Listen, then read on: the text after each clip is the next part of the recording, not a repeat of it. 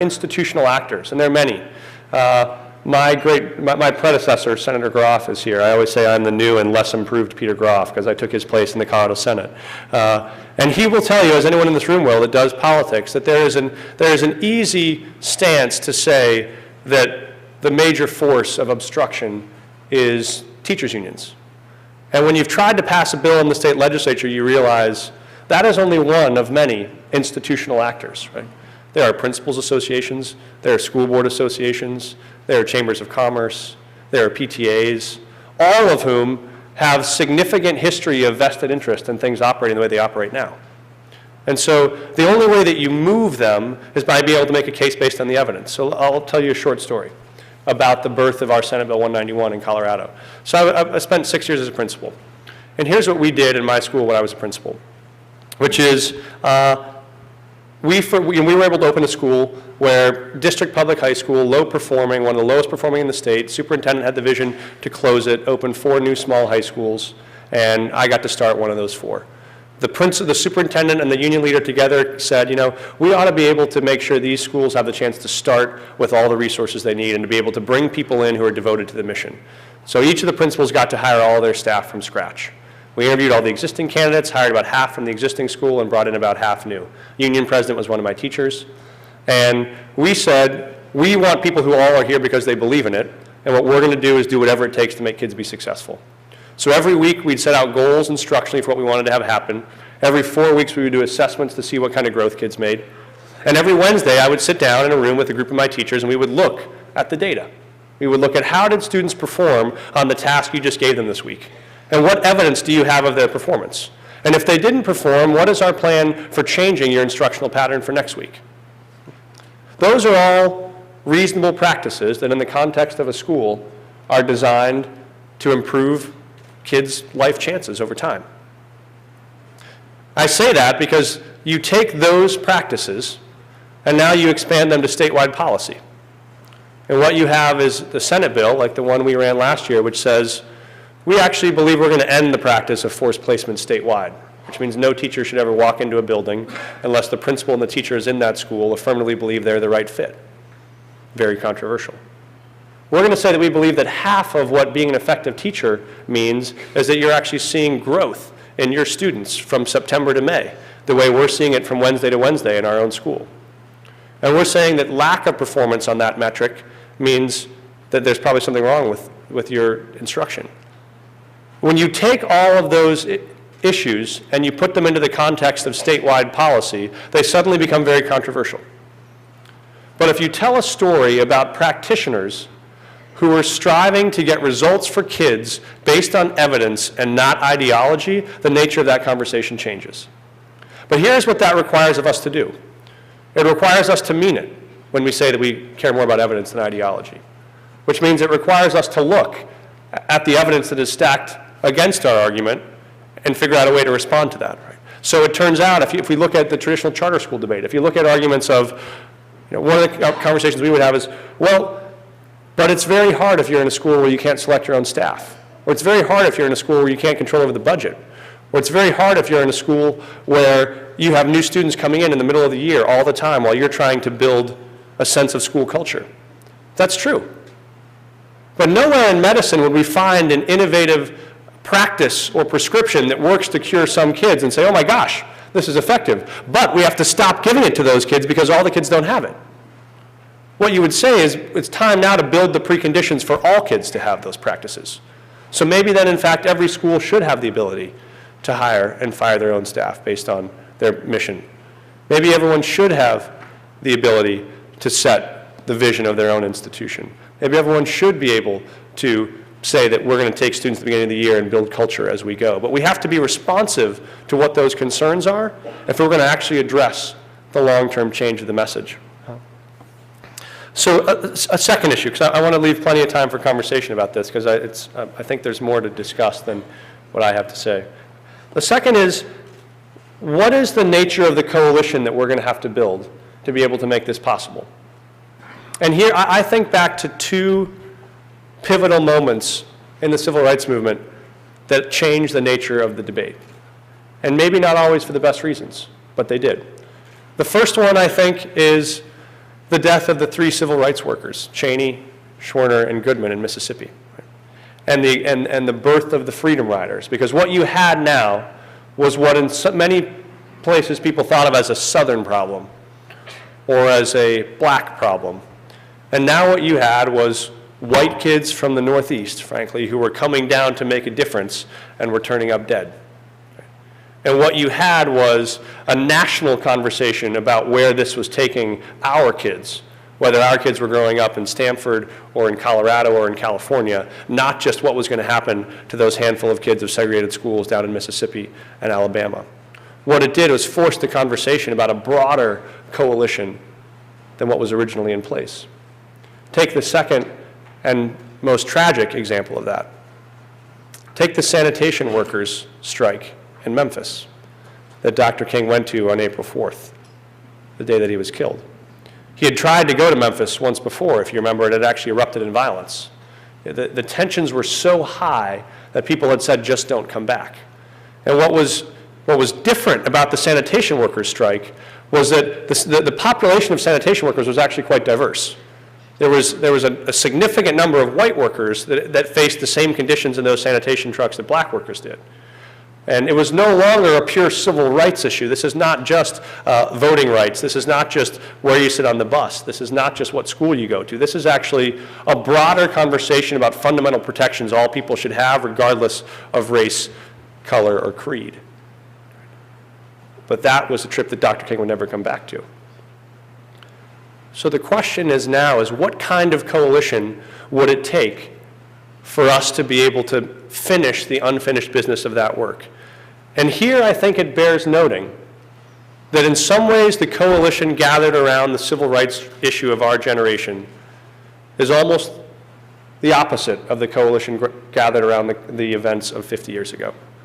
Which is, if we look even just at the faces in this room, or in the faces of many of the other rooms that are caring deeply about education reform, what you see is largely a population of middle-class white folks and a population of middle-class folks of color who are strongly saying this has to be done.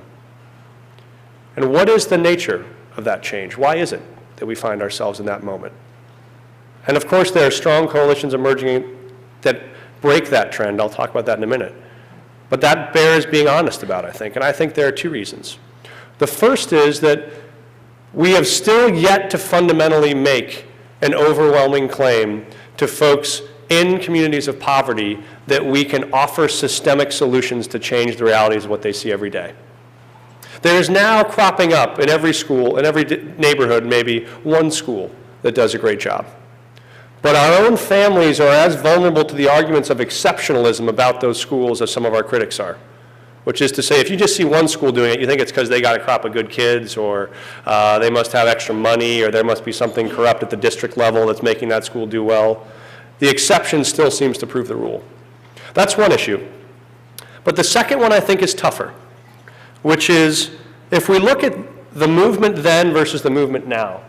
50 years ago, what we were offering was fundamentally an expansion of individual rights. It was to say, you individually, we are fighting for you to have the opportunity to do things that you are not currently able to do. And that is why it rose up sort of dramatically from the grassroots. Now we're in a very different situation. Because now what we're doing is actually challenging the fundamental public institutions that those individuals are a part of. Which is now what we're saying is the school that your student goes to, we don't think is good enough for your student, and we want to change it, or improve it, or close it.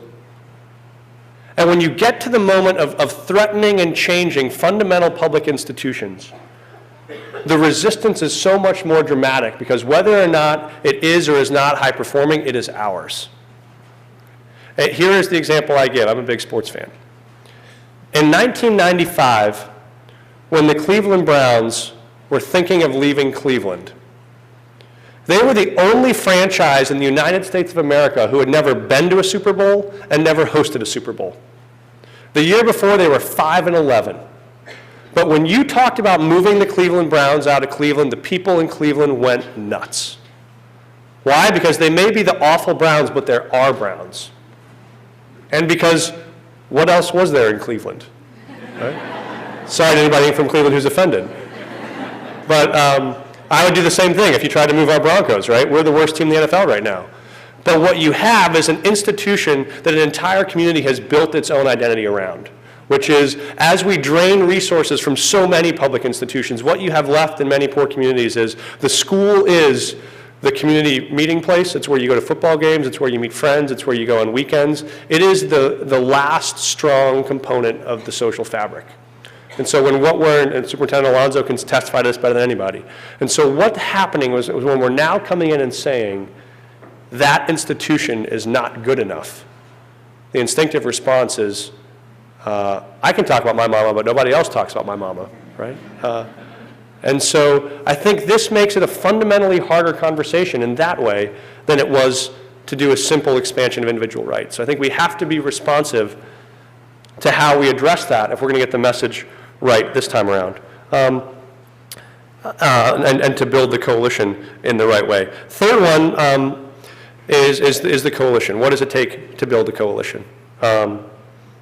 And so what does it take to do that now? I think here, what does it take to do this now? What we did in Colorado, I think, was a good example of where this begins to be possible. So we had this very ambitious Senate bill that we wanted to propose to change these outcomes for kids. And what was different was who we put together that believed in this. And we got to spend a lot of time with a lot of advocates going around talking to people about why we thought this bill was good for the public. And what that meant happened was that at the end of the day before this bill came to a vote, we had a full-page ad in the Denver Post that said, we, the undersigned, gather together to say we hope that you support this bill. And for what people had called the most controversial education bill in Colorado in 50 years, on that list was every living governor in the state of Colorado for the past 36 years, unanimous support of the state board, teachers' unions, principals associations, school board members, the NAACP, La Raza, every chamber of commerce in the state, parents groups, students groups. What you had was no longer an argument between two self-interests, but an argument about the self-interest versus the public interest.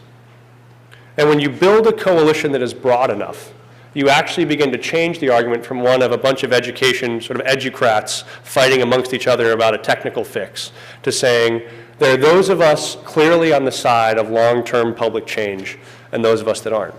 And that's a much, much easier argument to win. But I will tell you, and people will tell this story a lot, what swung the votes for us at the end of the day, because there were votes we couldn't pick up. And Peter Groff knows all about this. He helped us. At the end of the day, we had sent governors and U.S. senators and people's next door neighbors to lobby them. But at the end of the day, we put those elected officials, I'll tell you, this final vote we picked up was we put a swing vote. We brought them in to a school in my district. We put her in front of a Teach for America Corps member who was in her second year. This was her idea. She said, bring her to my classroom. She brought 3 or 4 teachers and she brought 15 or 20 kids. And they sat down in that classroom together, and after sending everyone in Pharaoh's army at this state rep for 3 weeks, after 45 minutes in that classroom with our kids, she walked out, picked up the phone, and called me and said, I'm a yes. Which is the power of this coalition.